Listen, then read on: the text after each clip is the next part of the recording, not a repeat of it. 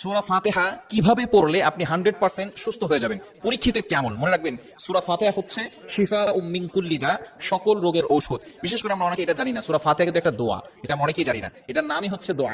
সূরাতুল ফাতিহা এটা হচ্ছে দোয়া, এটা উম্মুল কোরআন বলা হয়। মনে রাখবেন কোরআনের ভিতরে কিন্তু শিফা রয়েছে। আল্লাহ তাআলা পবিত্র কোরআনুল কারীমের ভিতরে নিজে বলে দিয়েছেন 15 নম্বর পারা 9 নম্বর পৃষ্ঠার 2 নম্বর লাইন, সূরা বনী ইসরাঈলের 82 নম্বর আয়াত আল্লাহ তাআলা বলছেন ওয়া নুনাজ্জিলু মিনাল কুরআন মা হুয়া শিফাউন ওয়া রাহমাতুল লিল মুমিনিন।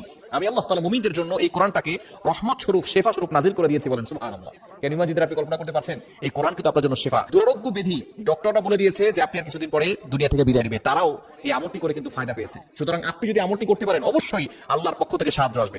আমলটি কিভাবে করবেন? সূরা ফাতিহা আপনি ফজরের নামাজের সময় অবশ্যই আপনাকে নামাজ পড়তে হবে। নামাজ না পড়ে আপনি আল্লাহর কোরআন থেকে কোনো ফায়দা পাবেন না। আপনি নামাজ পড়বেন না, আল্লাহর কোরআন থেকে কোনো ফায়দা আসবে না। এই কিনের সাথে, বিশ্বাসের সাথে যদি আপনি আমল করতে পারেন অবশ্যই আল্লাহর পক্ষ থেকে সাহায্য আসবে। বিশেষ করে আপনি ফজরের নামাজের সময় 2 রাকাত সুন্নাত 2 রাকাত ফরজ, সুন্নতের পরে এবং ফরজের আগে মধ্যবর্তী সময়, এই সময়ে আপনি প্রথমে 11 বার দুরূদ শরীফ পড়বেন। দুরূদ শরীফ বিশেষ করে সর্বশ্রেষ্ঠ দুরূদ হচ্ছে দুরূদ ইব্রাহিম। এছাড়াও আপনি আল্লাহুম্মা সাল্লি আলা সাইয়্যিদিনা মুহাম্মদ এতটুকু পড়তে পারেন, অথবা সাল্লাল্লাহু আলাইহি সাল্লাম এটাও পড়তে পারেন। তবে সর্বশ্রেষ্ঠ দুরূদ দুরূদ ইব্রাহিম, এই দুরূদটা আপনি বেশি পড়ার চেষ্টা করবেন। প্রথমে আপনি দুরূদ ইব্রাহিম পড়বেন 11 বার। এরপরে আপনি সূরাতুল ফাতিহা 41 বার পড়বেন, আউযু বিল্লাহি বিসমিল্লাহ সহকারে 41 বার সূরা ফাতিহা পড়বেন। এরপরে আপনি আবারো 11 বার দুরূদ শরীফ পড়বেন। এরপর একটা পাত্রে ফু দিয়ে ওই পানিটা আপনি সব সময় খাবেন। ইনশাআল্লাহ আল্লাহ পাক রব্বুল আলামিন আপনাকে সুস্থতার নিয়ামত দান করবেন। আপনি কল্পনাও করতে পারবেন না যত ধরনের অসুস্থতা থাকুক না কেন, যদি আপনি আমলটা করতে পারেন এবং এই পানি আপনি খেতে পারেন, আল্লাহ পাক রব্বুল আলামিন আপনাকে সুস্থতার নিয়ামত দান করবেন। মনে রাখবেন কোরআনের ভিতরে শিফা রয়েছে এবং সূরাতুল ফাতিহা হচ্ছে শিফাউম মিন কুল্লি দা, মৃত্যু ছাড়া কিন্তু সকল রোগের ওষুধ আল্লাহ পাক রব্বুল আলামিন সূরাতুল ফাতিহার ভিতরে দিয়েছেন।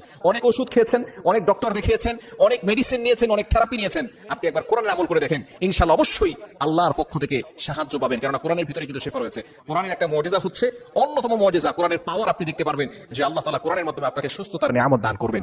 বিশেষ করে সূরাতুল ফাতিহা আমরা নামাজের ভিতরে পড়ি, অনেকে আমরা এর অর্থ জানি না। অর্থ জানলে কিন্তু নামাজের ভিতরে মনোযোগ বাড়বে। আল্লাহ পাক রব্বুল আলামিন কেমন যেন যখন কোনো বান্দা নামাজে দাঁড়ায়, তখন নামাজে দাঁড়ানোর সাথে সাথে ওই বান্দার সাথে আল্লাহ তাআলা কেমন যেন কথা বলতে থাকেন।